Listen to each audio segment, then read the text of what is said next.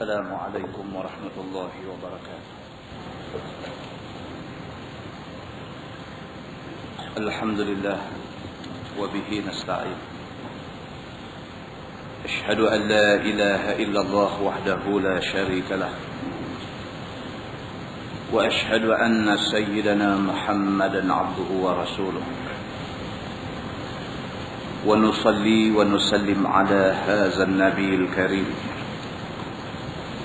سيد المرسلين وعلى آله وصحبه أجمعين. أما بعد، أيها المؤمنون اتقوا الله، أوصيكم وإياي بتقوى الله، فقد فاز المتقون. Muslimin dan muslimat, mudah-mudahan dirahmati Allah Subhanahu wa taala. Nabi sallallahu alaihi wasallam di dalam nak menghuraikan sepotong ayat Quran. Dalam Quran Allah sebut, dia kata saurhiquhu sa'uda. Maksud ayat tu ialah aku akan paksa manusia naik gunung yang dinamakan Gunung Sa'ud. Akhirat esok dia ada satu bukit ataupun ada satu gunung, yang bukit ataupun gunung itu dinamakan gunung ataupun bukit Sa'ud. Sad Ain Waw Dal, Sa'ud. Dalam Quran Tuhan kata saurhiquhu sa'uda, akan dipaksa, aku akan paksa manusia suruh naik bukit Sa'ud ini. Apa benda bukit Sa'ud ni? Macam bukit bendera ke? Maka sahabat Nabi tak tahu yang dikatakan Jabal Sa'ud ini, yang dikatakan bukit Sa'ud ini, macam mana dia ni?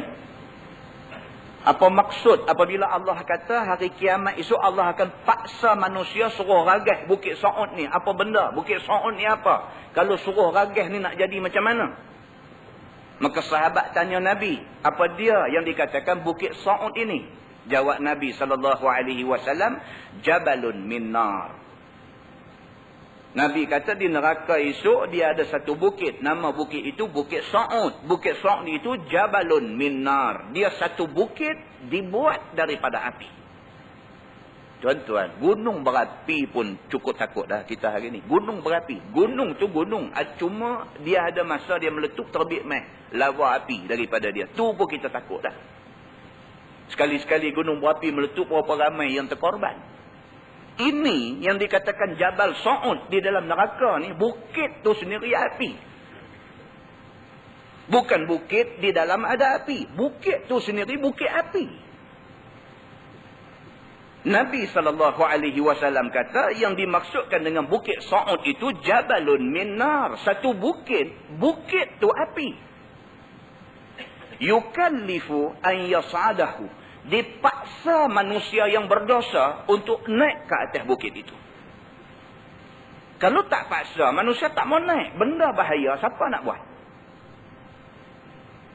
Kerana dipaksa, maka dia terpaksa naik. Dia tidak ada pilihan sama ada nak naik ataupun tak mau naik. Melainkan dia dipaksa suruh naik. Maka Allah Subhanahu wa taala suruh Nabi SAW terang dekat manusia ni yang dikatakan bukit Sa'ud yang akan menjadi salah satu daripada bentuk azab yang akan kena kepada penghuni neraka itu, ialah yang pertama, dia ni Jabalun min nar, bukit yang dibuat daripada api, bukit api.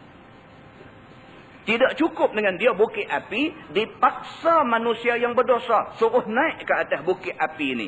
Fa iza wada'a yadahu 'alaihi zabat. Nabi kata manusia yang dipaksa suruh naik bukit ni, bila dia tepuh aja bukit tu dengan tangan dia, hancur tangan dia. Yang dikatakan bukit Sa'ud di neraka esok ni, manusia dipaksa suruh naik. Bila dia nak naik, dia tepuh aja. Iza wada'a yadahu, apabila dia letak aja tangan dia, puk, kata kena bukit tu, zabat, hancur tangan dua-dua belah sekali. Fa iza rafa'aha 'adat. Bila dia angkat tangan dia, tangan jadi balik elok. Dia tepuh aja hancur, dia angkat jadi elok balik. Dia tepuh aja hancur, dia angkat jadi elok balik. Begitulah seterusnya. Dalam masa yang sama kena naik. Kata Nabi SAW, wa iza wada'a rijlahu zabat. Apabila dia buh tapak kaki dia di atas bukit itu, hancur tapak kaki dia. Wa idza rafa'aha 'adat. Bila dia angkat kaki, jadi kaki elok balik. Bila dia bubuh tapak kaki, hancur. Bila dia angkat, jadi elok balik. Begitulah seterusnya. Azab yang Allah Subhanahu wa taala kenakan kepada penghuni neraka. Tak habis di situ. Nabi SAW kata lagi, yas'adu sab'ina kharifa. Manusia yang berdosa, yang jadi ahli neraka ini, dipaksa suruh naik bukit itu selama 70 tahun. Manusia disuruh naik ke atas bukit itu sab'ina kharifa selama 70 tahun duk naik bukit tu. 70 tahun mengikut kiraan akhirat. Sehari di akhirat 1000 tahun dunia. Dan kata Nabi SAW, summa yahwi kadzalik. Dia naik 70 tahun duk ragai api, tangan terbakar hancur jadi balik, terbakar hancur jadi balik, kaki pijak terbakar hancur jadi balik dan sebagainya. 70 tahun duk naik bukit tu. Nabi kata summa yahwi kadzalik. Kemudian dia berguling jatuh daripada bukit tu juga 70 tahun. Lama dia. Muslimin dan muslimat yang dirahmati Allah sekalian. Itu keterangan yang datang daripada hadis Nabi SAW. Manusia yang memilih untuk percaya, dia selamat insya-Allah. Manusia yang memilih untuk gelak, ketawa dan suka-suka apabila mendengar amaran daripada Nabi SAW, dia memilih untuk kecelakaan menimpa dia. Mudah-mudahan Allah Subhanahu wa taala lindungi kita daripada malapetaka dan balak neraka ini. InsyaAllah. Kita menggunakan tafsir Nurul Ihsan jilid 1. Nurul Ihsan jilid 1. Muka surat 32. Kita masih lagi membaca tafsir Suratul Baqarah. Muka surat 32. Kita sambung ayat 102. Ayat yang kita nak baca pada malam ni adalah ayat 102. Bulan lepas kita dah baca ayat 101. Allah berfirman, a'udzubillahi minasyaitonirrajim. Walamma ja'ahum rasulun min 'indillahi musaddiqun lima ma'ahum. Nabadha fariqun minal ladzina utul kitaba kitaballah wara'a zuhurihim ka'annahum la ya'lamun. Allah Subhanahu wa taala cerita pada ayat 101 yang kita baca pada bulan lepas. Orang-orang Yahudi ini apabila datang Nabi Muhammad sallallahu alaihi wasallam kepada depa, depa tolak Nabi Muhammad. Walhal kitab Taurat, kitab yang Allah turun dekat Nabi Musa, yang Nabi Musa ajak kepada Yahudi ini. Dalam kitab Taurat terang-terang sebut kata akan lahir satu orang nabi di akhir zaman. Nabi itu ialah Nabi Muhammad. Terang-terang. Bila Nabi Muhammad sallallahu alaihi wasallam lahir dalam masyarakat dia, Yahudi tak mau terima. Maka tindakan mereka tidak mau terima Nabi Muhammad sallallahu alaihi wasallam sebagai nabi ini, Allah Subhanahu wa taala kata mereka ini telah mengambil kitab Allah ini dan letak wara'a zuhurihim, lepak pergi ke belakang. Mereka ambil kitab Taurat mereka yang mereka duk kata mereka percaya, yang mereka kata mereka beriman tu, tiba-tiba dalam Taurat kata Nabi Muhammad akan muncul, mereka tak mau pakai cerita tentang Nabi Muhammad ni. Mereka ni seolah-olah ambil kitab Taurat ini, letak wara'a zuhurihim, letak di belakang. Tak mau pakai kitab Taurat. Ka'annahum la ya'lamun, seolah-olah mereka tak tahu tentang Taurat ada menceritakan tentang Nabi Muhammad sallallahu alaihi wasallam. Malam ni dia sambung ayat 102. Firman Allah Subhanahu wa taala, a'udzubillahi minasyaitonirrajim. Wattaba'u ma tatlu asyayatin 'ala mulki Sulaiman. Dan telah mengikut mereka itu, yakni Yahudi, barang yang dibaca oleh segala syaitan atas kerajaan Nabi Sulaiman daripada sihir. Dan adalah syaitan tanamkan dia ke bawah kursi Nabi Sulaiman. Tak kala ditinggal kerajaannya 40 hari. Dengan tidak diketahui Nabi Allah Sulaiman alaihi salam. Maka tak kala mati ia, maksudnya mati Nabi Sulaiman, menunjuk oleh syaitan kepada manusia atasnya. Yakni ke atas kitab Nabi Sulaiman tadi. Maka mengeluar mereka itu akan dia. Maka dapat mereka itu padanya sihir. Maka kata mereka itu, yakni syaitan kata, hanya yang memilih Sulaiman akan kamu itu dengan inilah. Maka belajarlah mereka itu akan dia. Dan dibuang mereka itu akan segala kitab Nabi-Nabi mereka itu. Ini cerita dia. Dalam tafsir Ibnu Katsir dia cerita panjang. Nabi Sulaiman alaihi salam meninggalkan kerajaan dia untuk satu urusan. Dalam tempoh masa Nabi Sulaiman tinggal kerajaan dia untuk nak sempurnakan satu urusan itu, iblis, syaitan ini telah ambil satu kitab. Kitab yang selama ini menjadi pegangan kitab Nabi Allah Sulaiman alaihi salam. Dia ambil catatan kitab ini dan kata dalam tafsir Ibnu Katsir, Ibnu Abbas kata pada setiap 2 baris dia tambah dengan benda-benda palsu. Syaitan ni. Dia ambil kitab Nabi Sulaiman ini, setiap 2 baris dia tambah hak dia sendiri. Setiap 2 baris dia tambah hak dia sendiri. Semua hak dia tambah itu ialah jampi mentera syaitan. Jampi mentera sihir. Kitab itu kemudiannya dia tanam di bawah takhta, tempat singgahsana Nabi Allah Sulaiman duduk. Dia simpan di situ. Tidak lama selepas itu Nabi Allah Sulaiman pun wafat, meninggal dunia.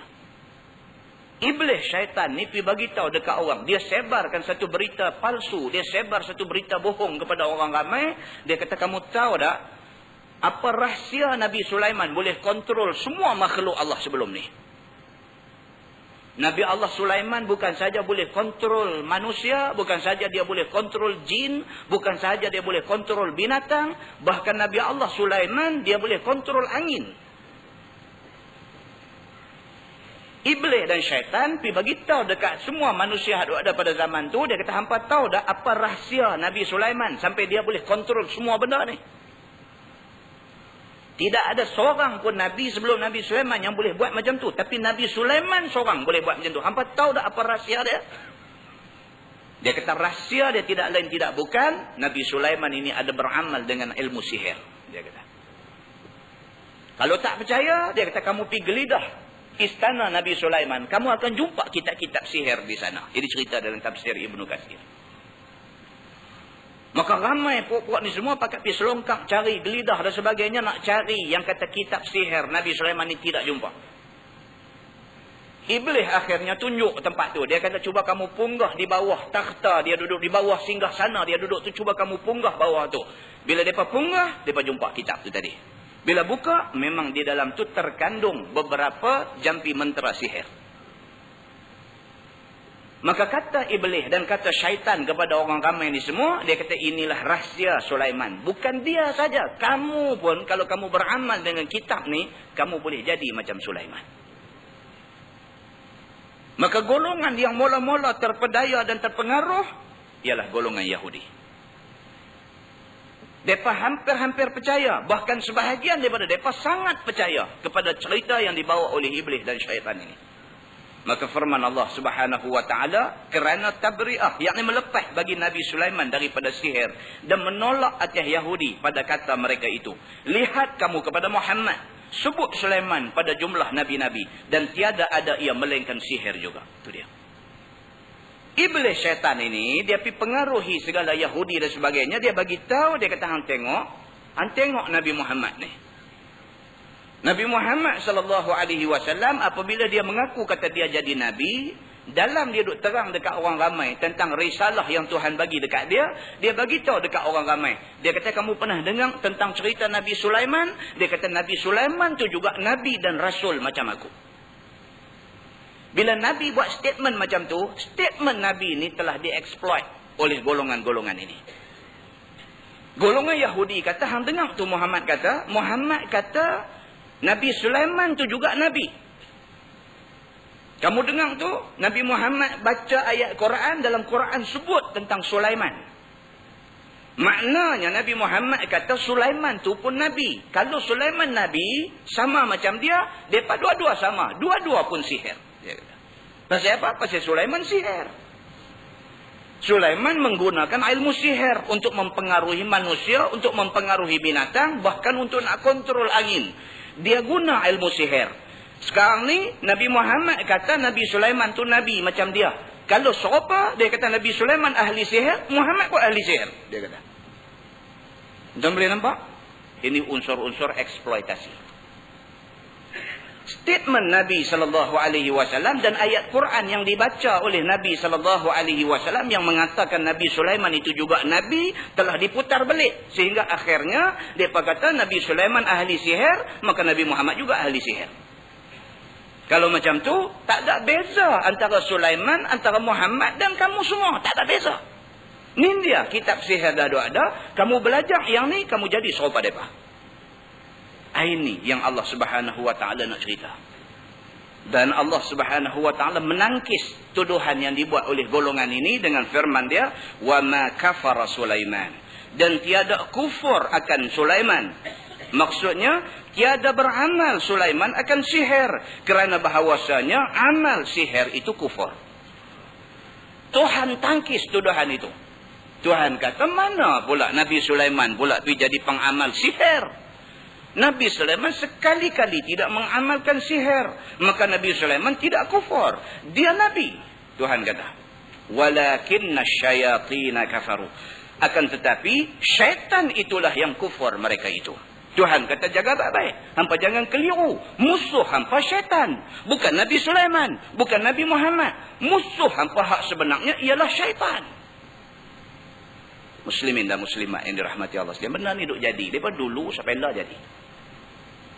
Tentu tengok orang Islam dalam dunia berkelahi sama-sama orang Islam. Dia tak kenal siapa musuh dia. Tak kenal. Orang Islam Iran dengan orang Islam Iraq bermusuh. Tak boleh silap sikit. Tak boleh silap sikit. Kawasan aku hang masuk sejengkai aja jadi perang. Sama saudara, sama satu agama, sama-sama menghadap kiblat dalam sembahyang, sama-sama terima Nabi Muhammad sebagai Nabi, sama-sama kata Quran itu bukan sahaja kitab suci yang dibaca, bahkan Quran itu perlembagaan hidup, sama, semua sama. Tapi hang masuk tanah aku sejengkai, hang boleh sakit. Islam sama Islam sudah jadi musuh. Musuh sebenar syaitan, iblis dan golongan kufar sudah tidak nampak kata mereka ni musuh. Duk nampak hak mengucap dua kalimah syahadah ni musuh. Inilah tipu daya iblis dan tipu daya syaitan. Sehingga ke orang Islam tak tahu siapa musuh dia. Dia sanggup bunuh saudara seagama. Sanggup bunuh saudara seagama. Semata-mata kerana dia terpedaya dengan hasutan iblis. Muslimin dan muslimat yang dirahmati Allah sekalian. Yu'allimuna an-nasa sihra. Mengajar mereka itu, yakni syaitan itu akan manusia itu akan ilmu sihir. Syaitan boleh main masuk di celah orang-orang yang mengikut kitab Allah ni, dia boleh masuk main, dia boleh habang dekat orang yang ikut kitab Allah ni. Dia kata Sulaiman tu ahli sihir, oleh kerana Nabi Muhammad defend dia, Nabi Muhammad pun ahli sihir. Sebenarnya yang mengajak sihir dia. Sebenarnya yang bawa ilmu sihir bagi dekat orang Yahudi ni, sebenarnya ialah syaitan tu sendiri. Tetapi dia tutup cerita jahat dia. Dia kata Sulaiman dengan Muhammad itu ahli sihir. Berjayanya dia tipu umat Yahudi pada masa itu sebegitu rupa. Firman Allah, wa ma unzila 'alal malakaini bi Babil. Dan mengajak akan barang yang disuruh, barang yang diturun akan dua malaikat dengan negeri Babil daripada ilmu sihir. Dan pula dia kata, dia bawa mai pula satu cerita di sini, dia kata Allah Subhanahu Wa Taala ada buat turun dua malaikat, dia kata. Dan malaikat ini disuruh oleh Allah untuk mengajar ilmu sihir. Siapa dia? Harut wa Marut, iaitu malaikat Harut dan malaikat Marut. Allah buat turun pula dua malaikat lagi, nak ajak lagi sihir kepada orang yang percaya kepada sihir tadi. Kedua orang itu tukang sihir. Dua-dua, Harut dan Marut, dua-dua sihir. Sahir dalam bahasa Arab. Mengajak kedua akan manusia, akan ilmu sihir. Dia turun mai, dia nak ajak ilmu sihir kepada manusia yang ada pada masa itu. Kata Qil, dia kata satu pendapat dalam satu riwayat, Harut dan Marut itu ialah dua malaikat. Diturun keduanya kerana mengajar akan dia dengan tujuan ibtila, yakni percubaan daripada Allah bagi manusia. Allah wa amai malaikat Harut dan Marut ni ajak sihir ni bukan sebenarnya nak suruh orang belajar sihir. Tapi dia adalah satu bentuk ibtila, satu bentuk ujian kepada manusia. Nak tengok siapa nak ikut dia ni, siapa tak ikut. Tidak cukup dengan itu, dia kata wama yu'allimani min ahadin, dan tiada mengajak kedua malaikat itu akan seseorang hatta yaqula, sehingga berkata kedua Harut dan Marut ini baginya atas jalan nasihat, innama nahnu fitnah, hanya kami ini fitnah, yakni percubaan daripada Allah bagi manusia, supaya mencubai Allah akan mereka itu dengan mengajak sihir. Maka barang siapa belajar akan dia, jadi kufur dia, dan barang siapa meninggal akan dia, mukmin mereka itu. Malaikat Harut dan Marut ni turun mai bawa ilmu sihir nak ajar. Sebelum dia ajar, dia habaq dulu. Dia kata jangan belajar. Dia bawa turun mai ilmu sihir, dia habaq dulu dekat manusia ni. Manusia yang mai nak belajar sihir dekat dia habaq dulu. Dia kata jangan belajar. Sesungguhnya kami ni Allah hantar mai. Bersama dengan kami ada ilmu sihir. Tapi ini bukan ilmu untuk nak ajar hampa. Tapi ilmu ni untuk nak test, untuk nak uji hampa. Siapa yang mai belajar, dia jadi kufur. Siapa yang jaga diri dia, dia tak belajar ilmu ni, dia mukmin. Malaikat habaq dulu macam tu. Fala takfur, maka jangan engkau kufur. Yakni jangan belajar. Maka jika bantah ia melainkan belajar juga, nescaya mengajak keduanya akan dia. Tapi kalau mereka ni nak belajar juga, Harut dan Marut akan ajak. Tapi ajak tu, ajak lingkup. Entah boleh faham? Itu ceritanya. Allah Subhanahu Wa Taala dia hantar main malaikat Harut dan Marut ni sebagai nak test kepada manusia semua. Dalam tafsir Ibnu Katsir, dia cerita satu riwayat. Hadis daripada Aisyah radhiyallahu anha. Dia kata Nabi SAW wafat. Nabi dah wafat, dah meninggal dunia. Selepas Nabi wafat, tiba-tiba mai satu perempuan ke rumah Nabi. Selepas Nabi wafat, tiba-tiba mai satu perempuan ke rumah Nabi. Dia nak jumpa dengan Nabi SAW. Bila sampai, Aisyah bagi tahu kat dia. Aisyah kata, Rasulullah sudah wafat. Dia tak tahu. Cerita Nabi wafat, dia tak tahu perempuan ni. Dia nak pergi jumpa Nabi. Bila sampai di rumah Nabi, Aisyah isteri Nabi bagi tahu kat dia. Dia kata, kamu nak jumpa siapa? Nak jumpa Nabi. Nabi dah wafat. Menangis perempuan ni. Bila dia menangis, Aisyah tanya dia, apa hal dengan kamu ni? Yang kamu main ni nak jumpa Rasulullah, sedangkan Rasulullah sudah wafat. Dan kamu ni nampaknya macam fresh sungguh, macam kecewa sungguh tidak dapat jumpa Rasulullah. Apa hal dengan kamu ni? Maka perempuan ni cerita dekat Aisyah. Dia kata, aku ada masalah dan aku rasa masalah ini akan membinasakan aku. Dia mai jumpa Aisyah, nak jumpa Nabi. Bila dah kata Nabi wafat, dia mengadu dekat Aisyah. Dia kata, ya Aisyah, dia kata aku ni ada satu masalah. Yang masalah aku ni, aku yakin dia akan membinasakan aku. Cerita dia macam ni, dia kata. Aku sudah bersuami, dia kata. Tiba-tiba suami aku tak tahu pergi ke mana. Tak peduli kat aku, dah aku pun tak tahu dia hidup ke dia mati, mana tempat dia duduk, aku pun tak tahu. Dia nak cerita, kata dia satu orang isteri yang telah diabaikan oleh suami. Maka aku sangatlah sedih. Dia kata aku menikah tak ada nak rasa nikmat hidup berumah tangga. Laki aku terus tinggal aku, bawa diri tak tahu pergi ke mana. Dia kata aku tak tahu apa kesudahan kepada rumah tangga aku. Aku sangat sedih. Dalam aku duduk sedih tu, tiba-tiba aku didatangi oleh satu perempuan tua. Dia kata. Mai satu perempuan tua jumpa aku, perempuan tu kata dekat aku. Dia kata, apa masalah kamu? Dia pun cerita, dia baru menikah, laki tinggal dia, apa semua lagi. Jadi dia sedih. Perempuan tu kata kat dia kata, tak ada orang boleh tolong kamu, melainkan aku. Kamu tunggu aku mai balik malam ni. Ni perempuan ni duduk cerita dekat Aisyah radhiyallahu anha.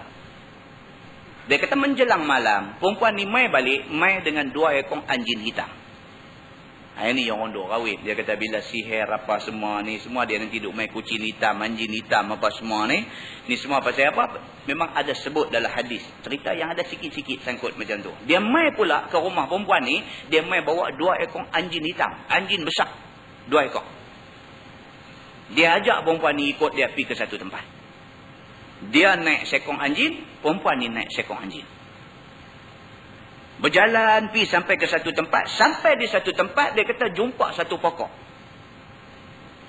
Ada dua orang, dia kata duduk sangkut di pokok tu macam kelawang. Dia sangkut kaki naik ke atas, kepala turun bawah. Tapi orang.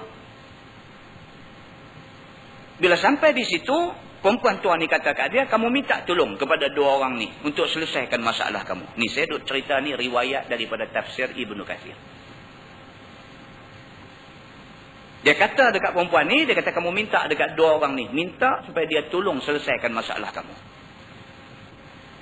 Perempuan ni pun terus minta tolong. Dia beritahu masalah dia, baru kahwin, suami lari dan sebagainya. Lah ni nak minta tolong. Tolong selesaikan masalah dia, dia tak tahu apa nak jadi kat dia. Kata laki-laki hadut bergayuk kaki naik ke atas ni, dia kata kamu nampak unggun api tu, kamu pi dekat unggun api tu, kamu kencing dalam unggun api tu. Tuan, orang hadut rajin jumpa bomo, dia jumpa jenis macam ni. Dia pergi jumpa bomo dengan satu masalah apa ke dia cerita. Dia nanti mainlah petua-petua macam ni. Hang balik pergi ambil kain kuning buah bantai ke. Sat lagi hang ambil apa selak pergi telah pintu ke apa. Dia jenis macam ni. Memang dia cerita dia macam tu. Nanti duk abang hang pergi cari kebau balang. Tang mana ke hang lipat ekor dia naik ke atas hang cum pungkok dia sekali. Macam-macam. Ada satu orang pernah main jumpa saya. Dia kata apa macam ni punya petua buang anak buat. Dia ni masalah gigi tak tumbuh. Kita ada ingat dia ni apa punya cerita. Dia gigi dia tak tumbuh, gigi rongoh, gigi tak tumbuh. Jadi dia pergi jumpa. Kawan tu bagi petua ke dia, hampir cari kebau balang. Tengok, mau lipat ekor dia naik ke atas, cium pergi sekali. Dia kata, kawan tu saja nak perkena dia ke, ataupun dia pergi menuntut ilmu apa ke, tak tahu. Tapi dia suruh buat lagu tu. Dia main tanya, dia kata, boleh ke ustaz pergi buat lagu tu? Orang tak tanya soalan macam ni. Sendiri dengar pun tahu dah. Patut buat ke tak patut buat dah tahu dah. Tapi jenis ni yang kata jenis menuntut ilmu tak tentu punca. Bukan ilmu sabit daripada Quran. Bukan ilmu sabit daripada hadis Nabi. Ni dia hanti main macam ni. Bila perempuan ni pi dengan perempuan tua hak bawa anjing 2 ekor main rumah dia ni. Pi jumpa 2 orang duk gayut kaki naik ke atas dahan pokok tu. Kepala turun bawah. Dia kata hang nampak unggun api. Hampir dekat unggun api tu kencing masuk dalam api tu. Jadi perempuan ni dia kata dia bila dengar macam tu, dia jadi serba salah. Nak buat tak buat, nak buat tak buat. Tapi dah dia ni suruh pi. Dia pi dah sampai di unggun api tu, dia tak buat apa, dia patah balik. Kata kawan hadut bergayut di pokok ni, dia kata kamu dah buat dah apa yang aku suruh? Dia kata dah buat dah. Apa kamu nampak? Dia kata tak nampak apa. Kata hadut bergayut di pokok ni, dia kata kalau macam tu, kamu tak buat apa yang aku suruh. Lah ni kamu nak aku tolong kamu selesai masalah kamu ataupun tidak? Dia kata. Dia ni kata nak minta saya. Pergi buat apa yang aku suruh. Pergi dekat unggun api itu kencing. Lepas tu mai balik. Dia pergi pula 2 kali tak jadi juga. Kali ketiga dia pergi. Murah sungguh. Kan? Dia buat sungguh. Dia patah balik mai dekat hadut gayut di pokok ni. Kawan ni tanya dia. Kamu dah buat dah? Dia kata dah buat dah. Apa kamu nampak? Dia kata aku nampak keluar daripada badan aku ni. Dia kata. Ini sihir tuan-tuan. Dia kata selepas saja aku buang air yang atas api itu tadi, aku nampak keluar daripada badan aku, keluar satu lembaga macam orang, dia kata berpakaian baju besi. Dia kata terbang naik, keluar daripada badan aku, terbang naik dan hilang di angkasa. Hilang di awan, dia kata. Bila dia kata macam tu, hak 2 orang duk bergayut di pokok ni kata kat dia, baiklah, aku nasihatkan kamu balik, jangan teruskan benda ni. Kalau kamu teruskan benda ni, kamu boleh jadi kufur. Tapi perempuan ni, dia kata tak mau. Dia kata dia dah buat dah tadi, dia dah nampak sekerat dah. Dia nak tahu apa nak jadi seterusnya. Dia akan terus juga. Hak 2 hak duk bergayut di pokok ni kata kat dia, aku nasihatkan kamu balik. Kalau kamu teruskan juga benda ni, kamu binasa.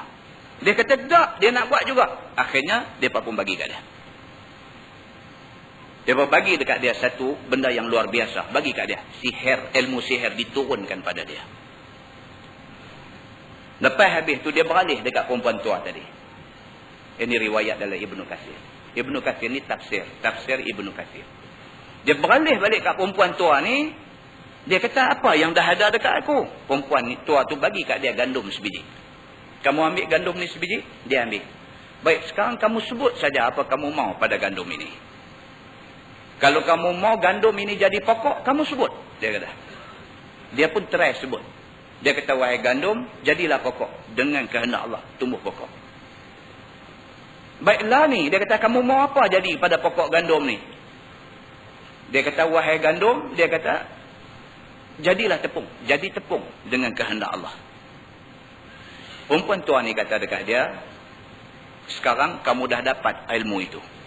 Kamu minta apa saja. Kalau kamu mau suami kamu balik, kamu minta saja. Dia kata. Perempuan ni, dia tak minta suami dia balik. Dia susah hati. Dia sudah susah hati. Ni benda yang jadi kat dia ni satu benda yang dia tak pernah lalui selama ni. Tiba-tiba benda ni sudah jadi kat dia. Dia sudah jumpa satu benda pelik. Orang duk berayuk atas pokok. Lepas tu jumpa macam tu macam ni. Sampai gandum sebut nak jadi apa jadi dan sebagainya. Dia sudah bimbang. Bila bimbang ni, dia duk teringat ke Nabi. Manusia tuan-tuan. Dia bila dia terlampau susah hati. Terlampau susah. Ingat kat Tuhan. Kan? Bila main kemarau yang tak ada. Suruh semayang aja. Ada jadi macam tu. Kalau tidak orang buat semayang aja. Marah. Bila dia main. Nampak kemarau ni. Ayam di empangan pun nampak pedok surut. Maka menyerulah orang ramai. Supaya buat semayang aja. Manusia memang macam tu. Waktu dia tak kena himpit, waktu dia tak kena susah, waktu dia tak kena test dengan Tuhan, waktu tu dia tak apa suka dekat Tuhan. Tapi bila dia kena himpit, bila dia kena susah, bila dia main benda-benda macam ni, teringat kat Tuhan. Nak kena buat sembahyang hajat, minta dekat Tuhan. Ini manusia. Maka perempuan ni pun bila dah jadi macam ni, dia takut. Dia takut ni betul tak betul ni benda ada kat dia ni, betul tak betul. Maka akhirnya teringat dekat Nabi. Dia kata, aku kena jumpa juga Nabi Muhammad. Minta Nabi selesai.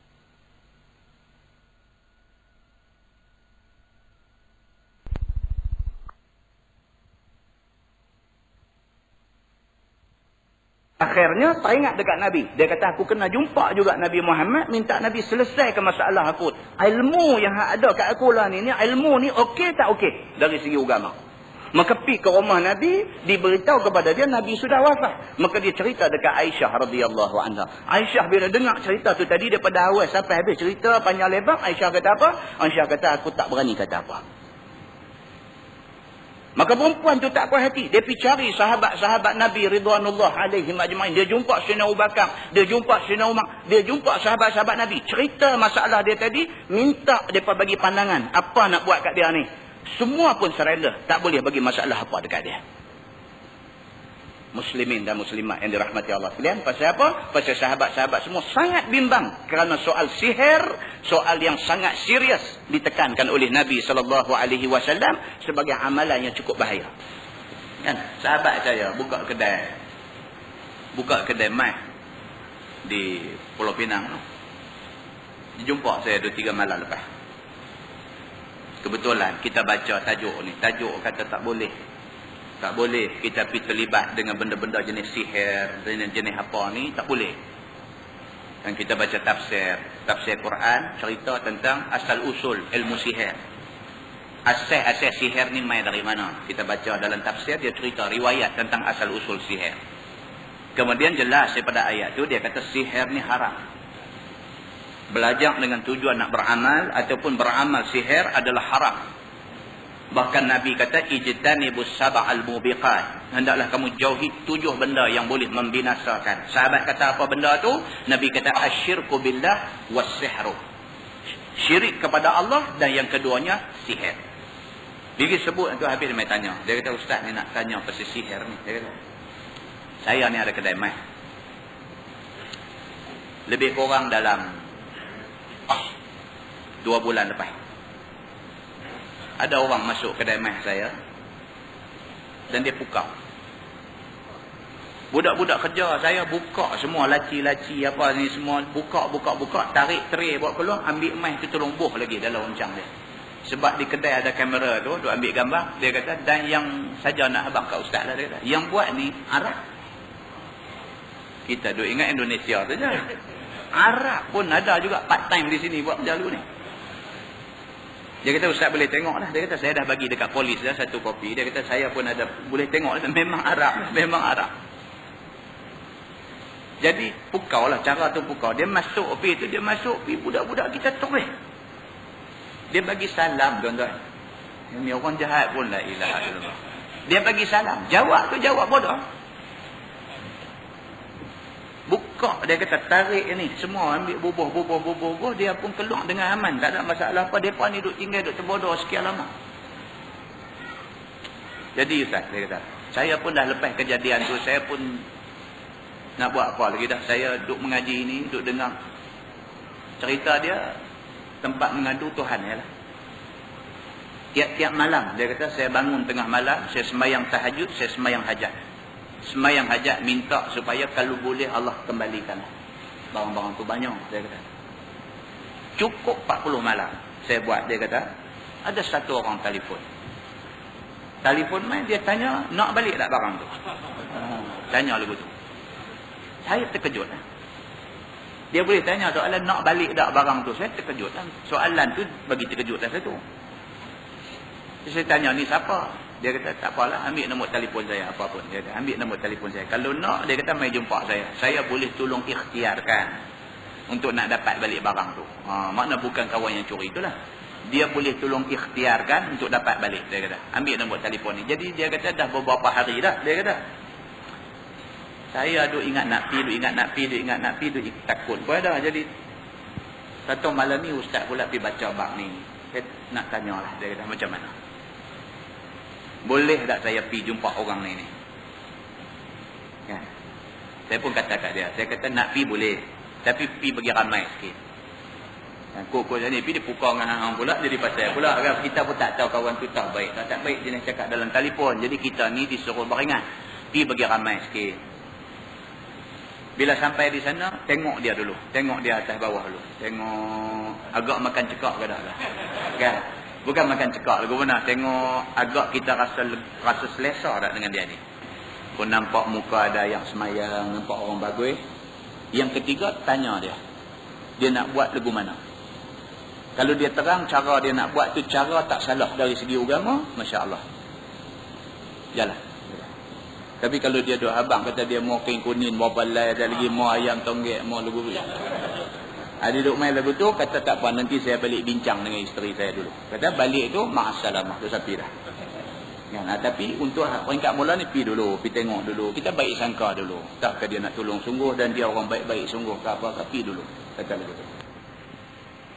Maka perempuan tu tak puas hati. Dia pergi cari sahabat-sahabat Nabi Ridwanullah alaihim ajma'in. Dia jumpa Sayyidina Abu Bakar. Dia jumpa Sayyidina Umar. Dia jumpa sahabat-sahabat Nabi. Cerita masalah dia tadi.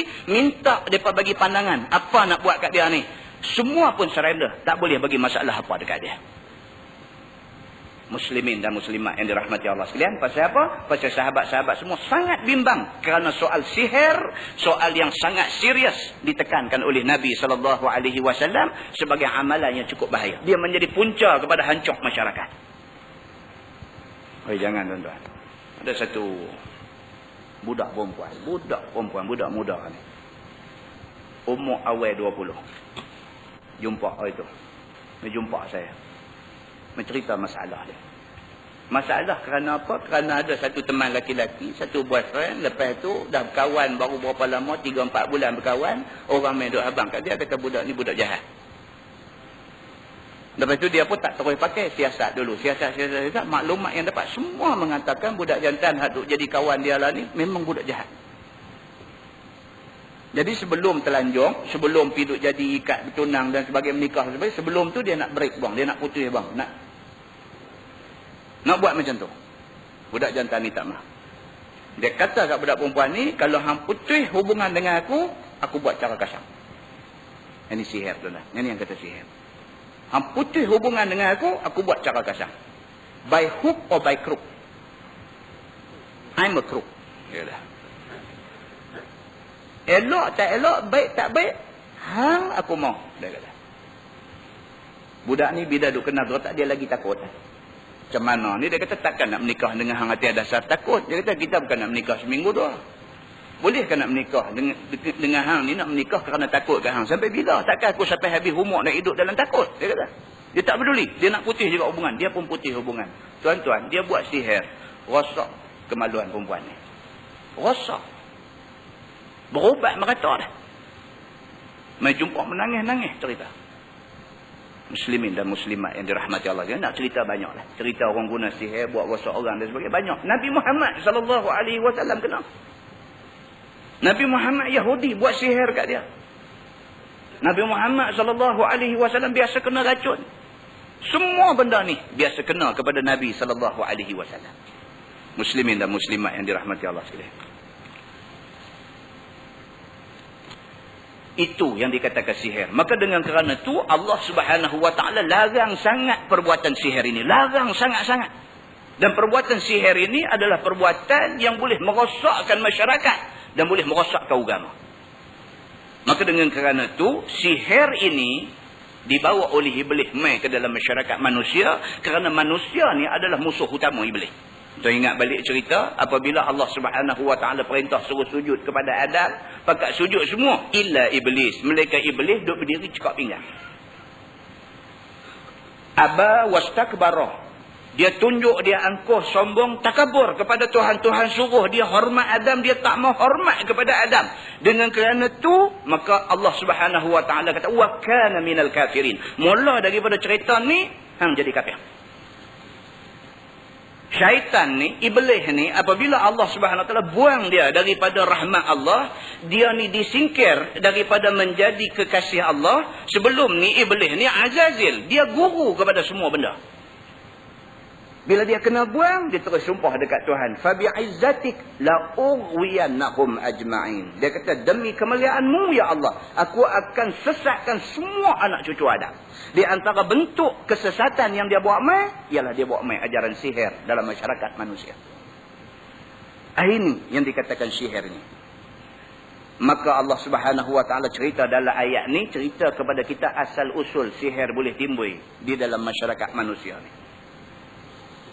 Dan malaikat yang kata Harut dan Marut ni Allah hantar pula dengan satu tugas khas untuk nak test manusia. Nak test manusia siapa di kalangan manusia yang bantah. Malaikat ni dihantar mai dengan membawa ilmu sihir, tapi dia tak mau ajar orang. Dia habaq pula dekat orang. Dia kata jangan belajar benda ni. Kalau kamu belajar, kamu jadi kufur. Kalau manusia nak belajar juga-juga, maka akhirnya dia ajar. Bila ajar, kawan tu binasa. Muslimin dan muslimat yang dirahmati Allah sekalian. Firman Allah, "Fayata'allamuna minhuma ma yufarriquna bihi bainal mar'i wa zawjihi." Maka belajar mereka itu, yakni Yahudi, daripada keduanya. Golongan Yahudi dia belajar sihir daripada Harut dan Marut. Tapi Harut dan Marut ni tuan-tuan, dia ada banyak tafsiran. Setengah pihak mengatakan malaikat. Pasal apa? Pasal berdasarkan kepada ayat ni Allah sebut al-malakain, dua malaikat. Ada setengah pula ulama mentafsirkan Harut dan Marut ni bukan malaikat. Dia kata tetapi orang alim. Yang alim dia ni macam malaikat. Ada setengah ulama pula mentafsirkan Harut dan Marut ini adalah dua orang manusia yang berpura-pura alim. Sehingga kan orang sangka mereka ni alim besar macam malaikat. Sebenarnya mereka ni jahat. Tetapi di kalangan ulama tabi'in seperti Mujahid dan Qatadah dan sebagainya, mereka kata kita stick kepada ayat. Ayat kata al-malakain, dua malaikat, kita kata malaikat. Itu satu tafsir yang lain. Itu cerita Harut dan Marut. Begitu. Baik, firman Allah, maksudnya maka belajar mereka itu, Yahudi daripada keduanya, daripada Harut dan Marut. Barang yang mencerai mereka itu dengannya, antara seorang dan zaujnya, yakni laki-laki isteri. Ini ada hadis. Tuan-tuan buka dalam Sahih Muslim, dia ada bawa hadis ni. Dalam hadis tu Nabi SAW kata singgah sana iblis di tengah laut. Hadis sahih. Nabi kata singgah sana iblis, istana iblis di tengah laut. Daripada sana dia hantar bala tentera dia mai ke seluruh pelosok dunia. Di mana ada manusia, di situ ada iblis. Dan mereka ni semua keluar buat kerja dan sebagainya. Bila sampai time balik ke singgah sana di tengah lautan, sampai di sana jeneral besar akan tanya, apakah satu kerja yang hampa buat hari ni? Kena bagi report. Maka iblis-iblis ni bagi tahu, dia buat yang ni, dia buat yang ni, dia buat yang ni. Yang akhirnya jeneral besar kata, kamu tak buat kerja, makan gaji buta. Yang tu dia tak kata lah. Dia kata hang tak buat kerja, dia kata. Melainkan bila hak balik mai tu dia bagi tahu dekat jeneral dia, aku telah pun berjaya memisahkan seorang suami dan seorang isteri. Aku pecah belahkan rumah tangga dia. Itu yang aku buat hari ni. Bila jeneral ni dengar macam tu, dia kata hang adalah yang paling baik di kalangan orang-orang aku ada. Hadis tu hadis sahih riwayat Imam Muslim. Tuan-tuan boleh balik rojok tentang cerita iblis dalam sahih Muslim. Maknanya apa? Matlamat utama iblis ialah nak pecah belah masyarakat manusia. Itu matlamat utama. Kalau boleh orang hak paling rapat tu bagi pecah. Hak paling rapat siapa? Suami isteri. Hadis tu simbolik. Hadis tu simbolik. Allah Subhanahu Wa Taala suruh Nabi cerita hadis tu dalam bentuk simbolik. Dalam bentuk apa? Suami isteri dipecahkan. Bercerai laki bini. Manusia yang paling rapat, siapa yang lebih rapat dengan kita, tuan-tuan? Isteri lah. Bagi orang yang dah berumah tangga. Bagi orang yang belum berumah tangga, mak pak dia. Orang yang dah berumah tangga, suami isteri lah paling rapat. Apa yang orang lain tak tahu, isteri tahu. Rapatnya suami isteri ni, apa yang orang lain tak tahu. Kadang-kadang mak dia dengan ayah dia tak beritahu. Isteri dia tahu. Perasaan dia, susah hati dia, tekanan yang kena ke dia, isteri tahu. Orang yang paling rapat ialah isteri. Iblis boleh pecahkan rapat suami isteri. Ini cukup terror. Demikianlah kalau sekiranya iblis boleh pecah belahkan perpaduan orang Islam. Yang dibagus. Muslimin dan muslimat yang dirahmati Allah sekalian. Maka dia sebut dalam ayat ni, dia kata maka belajar mereka itu daripada keduanya. Fayata'allamuna minhuma. Maka orang-orang Yahudi belajar daripada Harut dan Marut ni. Ma yufarriquna bihi bainal mar'i wa zawjih. Mereka belajar di antara benda yang mereka belajar itu ialah barang yang boleh mencerai mereka itu dengannya antara seorang dan zaujnya, yakni suami isteri. Itu dia. Quran pun sebut benda ni. Di antara matlamat ilmu sihir ialah nak pecah belah. Bini punya baik dengan laki ni, tak tahu mai satu hari dia meluatkan laki dia tak ada dah. Rupanya apa? Tengok-tengok kena sihir daripada satu orang jahat mana. Punya baik, punya mesra, punya nampak cantik hubungan dia pada sampai jadi buah mulut orang. Semua duk kata ni lah contoh suami isteri yang cukup bagus. Mana pi berdua orang dan sebagainya. Semua orang duk kata bagus. Tiba-tiba dalam duk elok-elok tu satu hari bini ni sampai tak boleh tengok laki dia. Sampai tak boleh tengok muka. Tengok muka ni terus naik marah, baling, pinggang, mangkuk, karate, bangku meja dan sebagainya. Jadi macam tu punya benci. Pasal apa ni boleh jadi macam ni? Bila disiasat-siasat, rupanya sihir sudah masuk. Siapa yang buat sihir ni? Orang Allah kata third party. Dia kata. Ada satu third party. Ada satu pihak ketiga. Orang perempuan punya doa ada ramai lagi hak single mingle. Dia ada pisyok bini orang. Hei, tuan-tuan, ini penyakit masyarakat. Ini penyakit masyarakat berlaku sangat hebat. Berlaku dalam masyarakat kita. Sangat hebat. Punya ramai orang perempuan akhir zaman ni. Orang perempuan punya ramai. Dia tak berkenan seorang pun. Dia duk berkenan bini orang. Ada sahabat mai beritahu. Dia kata, Ustaz, saya pun nak takut. Dia kata, ni, bet. Letak duit. Letak duit. Dia kata, aku mau bini dia tu. Orang kata, hang tu sembanglah hang. Siapa hang ulat ayam aja. Dia ni laki dia lah siapa. Hang tengok yang tu pun dia tak ada terangi ke hang dah. Tak duit. Tak duit. Nah, tak ni hang tak, dia kata. Bagi masa kat aku sebulan. Hang tengok apa nak jadi. Oh tuan-tuan, syaitan duduk ada dalam perut. Singgah sana syaitan. Hak Nabi kata duduk tengah laut tu, rupanya duduk dalam perut dia aku ada. Satu rumah tinggan syaitan ada dalam perut dia. Istana ada tengah laut. Muslimin dan muslimat yang dirahmati Allah sekalian. Ini penyakit masyarakat. Berlaku di dalam masyarakat. Kalau kita melihat kes yang berlaku dalam masyarakat ni sebagai satu kes terpencil, itu silap kita. Kerana semua benda yang berlaku dalam masyarakat ada disebutkan dalam agama kita.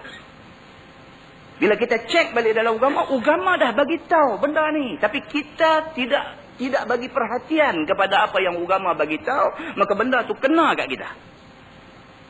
Muslimin dan muslimat yang dirahmati Allah sekalian.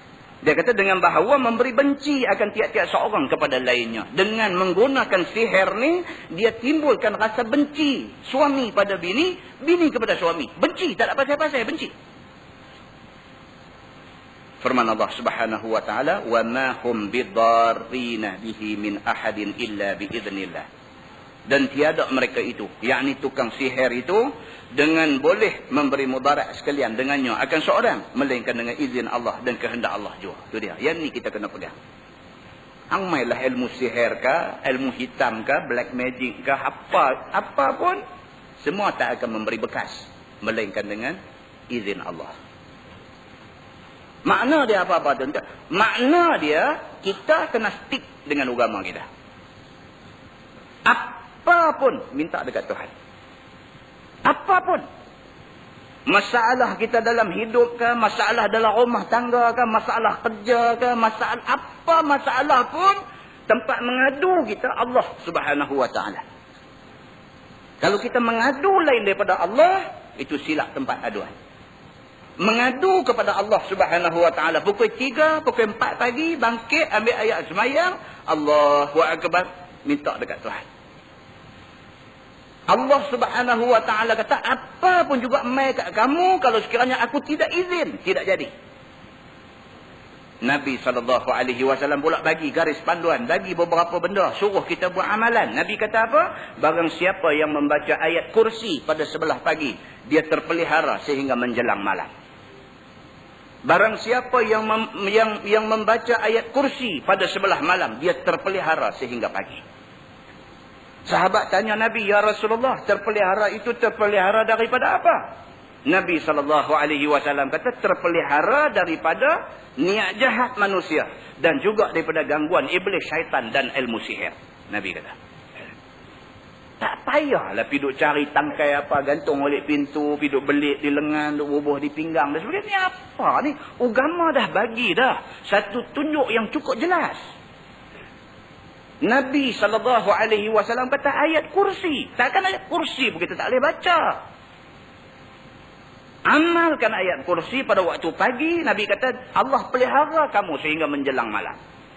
Baca ayat kursi itu, baca dengan penuh keyakinan. Yakin bahawa Nabi SAW yang bagi petua ni, aku pegang petua Nabi. Petua Nabi adalah tunjuk daripada Allah Subhanahu wa taala. Allah pelihara kita insya-Allah.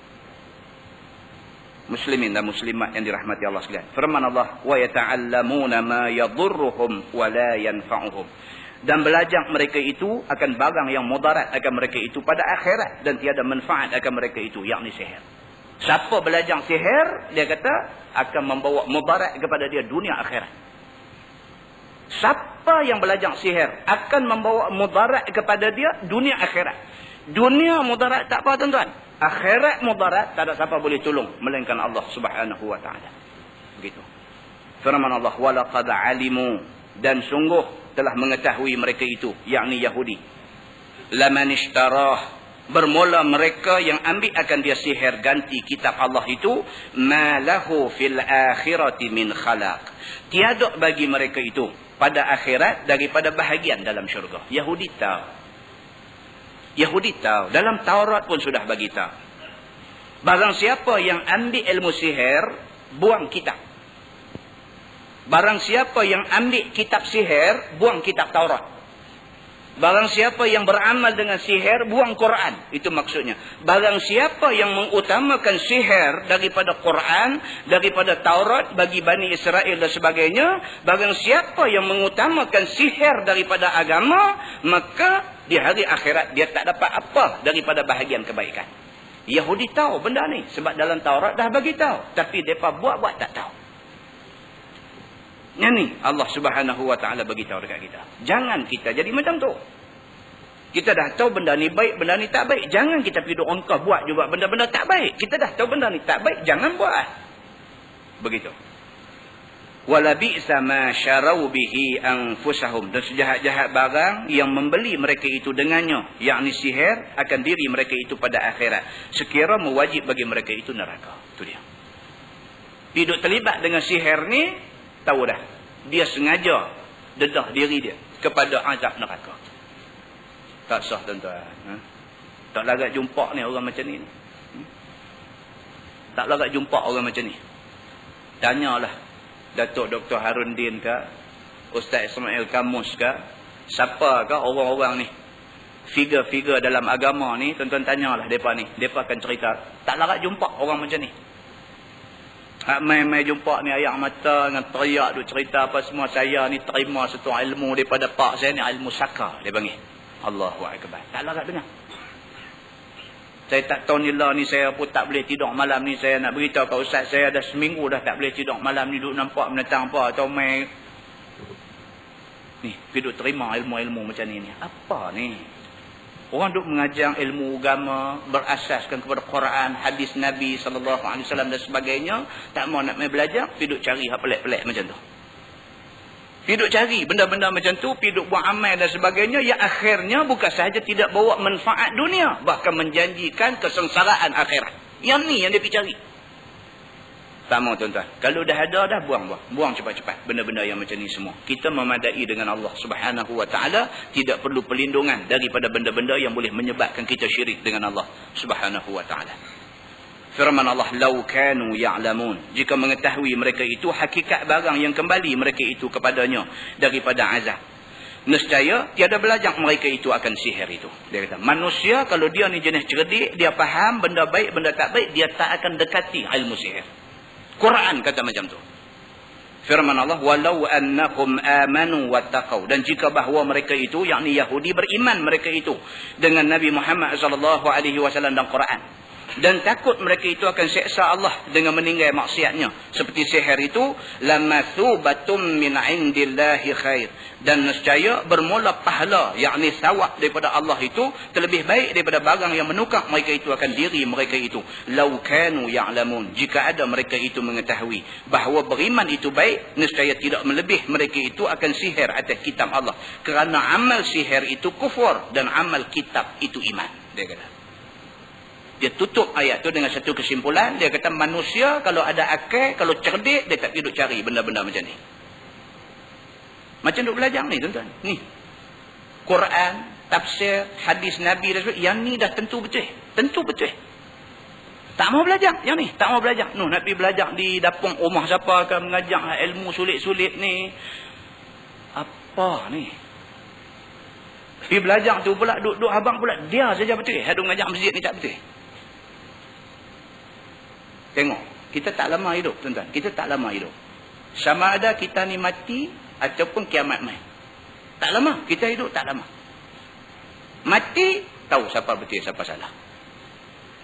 Kitab Quran ni ke yang betul ataupun kitab Quran ni salah?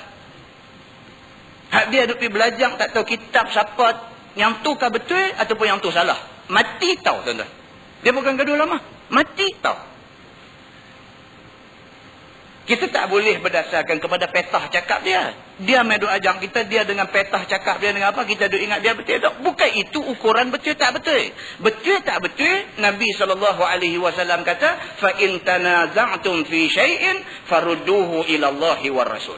Kalau kamu ada selisih pendapat, salah faham, clash tentang mana, tempat rujuk dia dua aja. Nabi SAW pun kata lagu tu, Allah dalam Quran pun Allah kata lagu tu. Tempat rujuk dua saja, Quran dengan hadis Nabi. Berhujjah kalau bersandarkan Quran dan hadis Nabi, betul. Tapi kalau bersandarkan lain daripada Quran dan hadis Nabi, nanti sahluk. Kena tengok dulu betul tak betul. Muslimin dan muslimat yang dirahmati Allah sekalian. Maka Allah Subhanahu wa taala kata manusia kalau dia reti, kalau dia cerdik, kalau dia faham, dia tidak akan cari benda-benda yang boleh membawa mudarat kepada dia dunia akhirat. Sebaliknya dia akan mencari benda yang pasti akan membawa pahala kepada dia masa di dunia dan membawa bahagia kepada dia semasa di akhirat. Wallahu a'lam. Lepas ini kita sambung ayat ya ayyuhallazina amanu la taqulu ra'ina. Wahai orang-orang yang beriman, janganlah kamu kata ra'ina. Ra'i. Dalam bahasa Melayu pun kata ra'i. Kan? Ambo pi rumah dia ra'i, kita cukup bagus. Ra'i. Kan?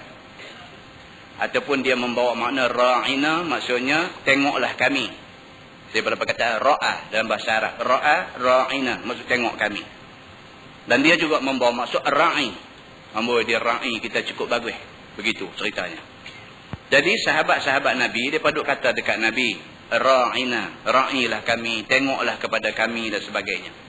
Orang Yahudi, bila dia dengar sahabat-sahabat duk sebut dekat Nabi ra'ina, ra'ina, mereka pun sebut macam tu juga. Tapi sebutan mereka lari sikit. Mereka kata ra'una. Bunyi macam ra'ina. Bunyi tu nak macam ra'ina. Tapi mereka kata ra'una. Bunyi nak serupa, lebih kurang. Bunyi kesamaran pada telinga orang. Tetapi ra'una maksud dia bodoh dungu. Bila sahabat pergi dekat Nabi, kata dekat Nabi, ra'ina, ra'ilah kami, tengoklah kepada kami, bantulah, bimbinglah kami. Mereka pun sulam pergi dalam sahabat tu, mereka kata dekat Nabi, ra'una, mereka gelak sama-sama mereka. Mereka kata tu dengan tujuan apa? Dengan tujuan nak penjatuh Nabi, nak cemar nama Nabi, nak kata Nabi ni bodoh dan dungu. Ini yang kata Yahudi ni jahat. Seperti mana Yahudi pernah buat masa zaman Nabi hidup juga. Dia duduk dengar orang Islam bila jumpa Nabi bagi salam. Assalamualaikum ya Rasulullah. Dia pergi dekat Nabi, dia kata apa? Assalamualaikum ya Rasulullah. Assalamualaikum. Assamu. Assamu maksudnya binasa dan celakalah kamu. Dengar. Dia boleh keliru. Dengar tu dia nak. Assalamualaikum dengan assalamualaikum.